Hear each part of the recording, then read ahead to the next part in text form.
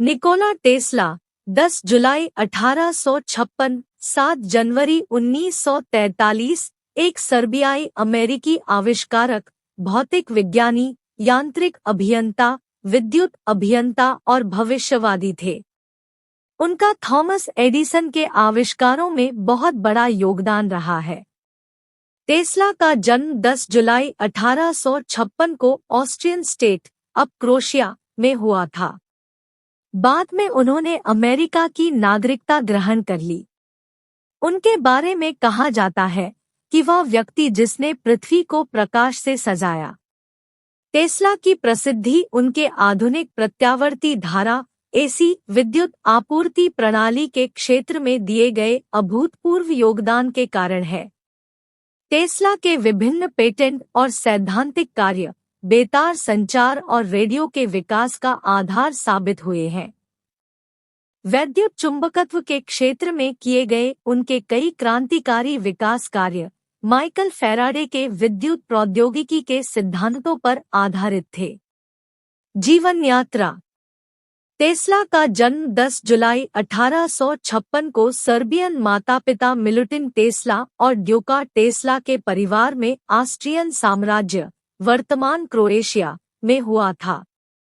1870 में Nikola Tesla ने कार्लोवैक के स्कूल में प्रवेश लिया और उस स्कूल में अपने गणित शिक्षक मार्टिन सेकुलिक से प्रभावित हुए थे।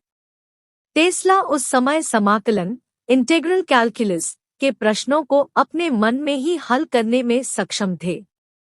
उनके शिक्षकों को उन पर विश्वास नहीं होता था, लेकिन उन्होंने अपना 4 वर्ष का अभ्यासक्रम 3 वर्षों में ही पूरा कर लिया।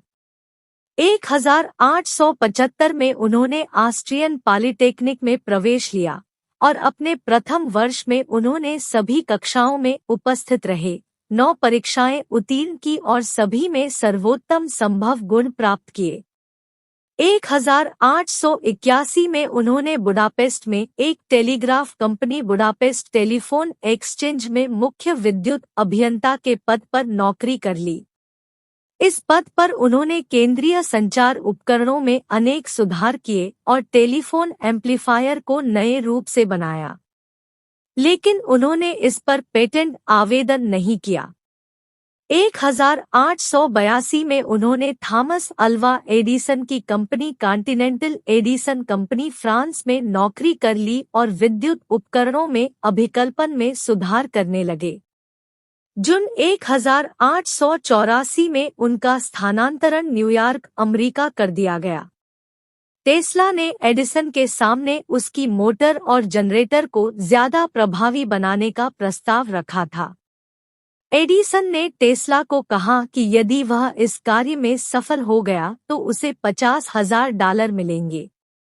टेस्ला ने ऐसा कर दिखाया, लेकिन एडिसन अपने वादे से मुकर गया। एडिसन ने अपने वादे को अमेरिकन हास्य, अमेरिकन ह्यूमर, कहकर टेस्ला का मजाक उड़ाया। गुस्से में टेस्ला ने एडिसन का साथ छोड़ दिया। 1882 में उन्होंने थॉमस अल्वा एडिसन की company continental Edison company France में नौकरी कर ली और विद्युत उपकरणों में अभिकल्पन में सुधार करने लगे। जून 1884 में उनका स्थानांतरण न्यूयॉर्क, अमेरिका कर दिया गया। टेस्ला ने एडिसन के सामने उसकी मोटर और जनरेटर को ज्यादा प्रभावी बनाने का प्रस्ताव रखा था। एडिसन ने टेस्ला को कहा कि यदि वह इस कार्य में सफल हो गया तो उसे $50,000 मिलेंगे। टेस्ला ने ऐसा कर दिखाया, लेकिन एडिसन अपने वादे से मुकर गया। एडिसन ने अपने वादे को अमेरिकन हास्य, अमेरिकन ह्यूमर, कहकर टेस्ला का मजाक उड़ाया। गुस्से में टेस्ला ने एडिसन का साथ छोड़ दिया। एडिसन की कंपनी छोड़ने के पश्चात उन्होंने अपनी स्वयं की company Tesla electric light and manufacturing की स्थापना की। इस कंपनी में उन्होंने डायनेमो इलेक्ट्रिक मशीन कम्यूटेटर का अभिकल्पन किया। यह उनका अमेरिका में पहला पेटेंट था। शुरू में कुछ कंपनियों में काम करने के बाद टेस्ला ने पेरिस में कॉन्टिनेंटल एडिसन कंपनी में नौकरी की। इस बीच उसने कुछ अलग प्रकार के डायनमो विकसित किए। तभी उन्हें अमेरिका के महान आविष्कारक थॉमस अल्वा एडिसन के साथ काम करने का मौका मिला। उन्होंने एडिसन की कंपनी को नई ऊंचाइयों पर पहुंचाया, लेकिन शीघ्र ही दोनों में विवाद हो गया, जो बड़े पैमाने पर विद्युत वितरण प्रणाली को लेकर था। टेस्ला की कुछ महत्वपूर्ण खोजें। 1. एसी बिजली। 2. Tesla waves, electric waves. 3. बिजली से चलने वाली मोटर, जिस पर बिजली की हर चीज आधारित है। 4. वायरलेस संचार। 5. Robotics, remote control, radar. Tesla और एडिसन। टेस्ला की उपलब्धियां एडिसन से कम नहीं थी, लेकिन इस चुपचाप रहने वाले व्यक्ति में वो चुंबकीय आकर्षण नहीं था जो एडिसन में था। टेस्ला विज्ञान को समझते थे, पर सामाजिक व्यवहार को नहीं, इसलिए वो कभी भी उस कीर्ति को प्राप्त नहीं कर पाया जो एडिसन को मिली। एडिसन से उसकी दुश्मनी पूरे विज्ञान जगत में चर्चा की विषय थी। हालांकि उसने एडिसन के लिए काम भी किया। टेस्ला ने एडिसन के सामने उसकी मोटर और जनरेटर को ज्यादा प्रभावी बनाने का प्रस्ताव रखा था। एडिसन ने टेस्ला को कहा कि यदि वह इस कार्य में सफल हो गया तो उसे $50,000 मिलेंगे। टेस्ला ने ऐसा कर दिखाया, लेकिन एडिसन अपने वादे से मुकर गया। एडिसन ने अपने वादे को अमेरिकन हास्य, अमेरिकन ह्यूमर कहकर टेस्ला का मजाक उड़ाया। गुस्से में टेस्ला ने एडिसन का साथ छोड़ दिया। वो समय था एडिसन के दिष्ट धारा, डीसी करंट का टेस्ला के प्रत्यावर्ती धारा, एसी करंट से लड़ाई का। एडिसन ने प्रत्यावर्ती धारा का डर पैदा करने के लिए हर संसाधन का इस्तेमाल किया, यहाँ तक कि एक हाथी को जनता के सामने करंट से मारकर प्रत्यावर्ती धारा की नष्टकारी शक्ति से डराया। लेकिन हर घर में बिजली सिर्फ प्रत्यावर्ती धारा से पहुंच सकती थी, और अंततः टेस्ला की विजय हुई। उस समय अमेरिका में एडिसन की आविष्कृत डीसी विद्युत वितरण व्यवस्था लागू थी। डीसी यानी डायरेक्ट करंट ऐसी विद्युत धारा को कहते हैं जो हमेशा एक ही दिशा में बहती है, जैसे कि विद्युत सेल से बनने वाली धारा। टेस्ला ने डीसी की कमियों की ओर लोगों का ध्यान आकृष्ट किया और एसी विद्युत वितरण व्यवस्था लागू करने की बात कही। एसी यानी अल्टरनेटिव करंट लगातार अपनी दिशा बदलती रहती है। इस धारा की यह विशेषता होती है कि इसका वोल्टेज ट्रांसफॉर्मर द्वारा बढ़ाकर काफी दूर तक भेजा जा सकता है, जबकि डीसी में ऐसा संभव नहीं। साथ ही एसी चालित मोटर और दूसरे उपकरणों में डीसी की अपेक्षा कम बिजली खर्च होती है। क्योंकि उस समय तक डीसी सिस्टम काफी बड़े पैमाने पर लागू था और एडिसन कंपनी डीसी उपकरणों को ही बना रही थी, अतः एडिसन ने इस नए सिस्टम का विरोध किया। नतीजे में टेस्ला ने उसकी कंपनी को अलविदा कह दिया और उद्योगपति जॉर्ज वेस्टिंगहाउस के साथ मिलकर नई कंपनी की बुनियाद डाली, जिसने एसी करंट की उपयोगिता को दुनिया के सामने रखा। टेस्ला ने चक्रीय चुंबकीय क्षेत्र के सिद्धांत की खोज की। उसका एक अन्य महत्वपूर्ण आविष्कार एसी विद्युत मोटर, एसी इलेक्ट्रिक मोटर है, जिसने डीसी विद्युत सिस्टम को पूरी तरह हाशिए पर ला दिया। उसने नायाग्रा फॉल्स पर पहला जल विद्युत power station, first water electric power station तैयार किया, जिसके बाद न केवल अमेरिका बल्कि पूरी दुनिया में एसी विद्युत वितरण सिस्टम को स्वीकार कर लिया गया।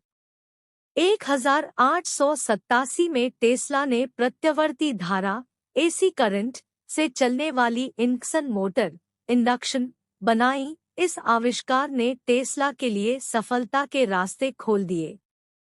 इसके पश्चात के वर्षों में टेस्ला और एडिसन के मध्य प्रसिद्ध दिष्ट धारा, डीसी करंट का टेस्ला के प्रत्यावर्ती धारा, एसी करंट से युद्ध चला।